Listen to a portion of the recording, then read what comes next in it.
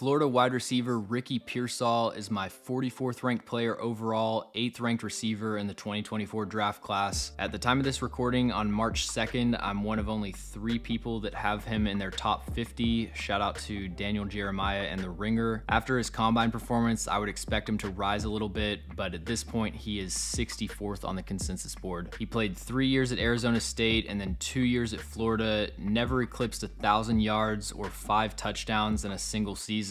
But with Ricky Pearsall, I think you really just have to dig into the tape because it's a lot more impressive than the stats.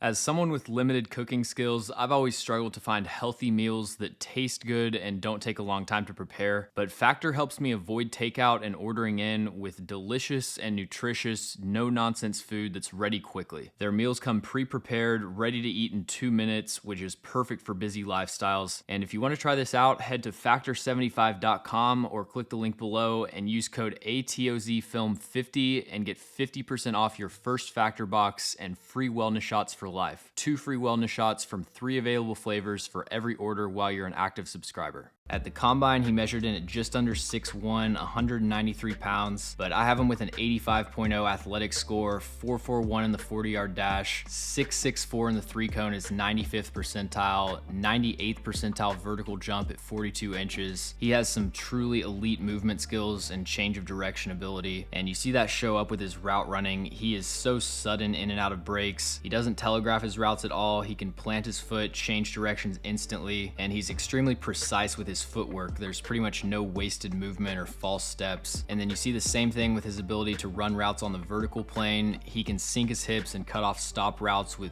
1 or 2 steps. He's not an elite vertical threat, but he's got the speed to threaten off corners down the field, and he can get their weight leaning back on their heels and then cut off those curl routes and have 4 or 5 yards of separation. And he has elite route salesmanship. He would run these out and up routes where he's stemming like 12 yards up the field. He would fully turn his shoulders out to the sideline to sell that break outside, and then there's just no stall or delay accelerating into a post. For a college corner, you got to have some stones to bite on an out break from Ricky Pearsall, because 9 times out of 10 he's turning that into a post and getting a big play. And then he's also a very effective route runner against zone coverage. He does a good job of mid-pointing underneath defenders, drifting away from the coverage, making himself available to the quarterback. That's probably a less coveted skill than the ability to win one-on-one, which he also has, but it is important to be a quarterback-friendly route runner when you face zone coverage. The one issue he had against zone coverage comes back to his play strength. I felt like he was pretty easily rerouted by zone defenders. When he would run past a hook player, they'd be able to knock him off his path a couple yards. Now, something I have in the negatives is that 66% of his yards in 2023 were against zone coverage. That's normally not the type of thing that I would put in one of these scouting reports. I don't go looking at the splits to try to find stuff to complain about, but I did notice watching his tape that a lot of his receptions were kind of just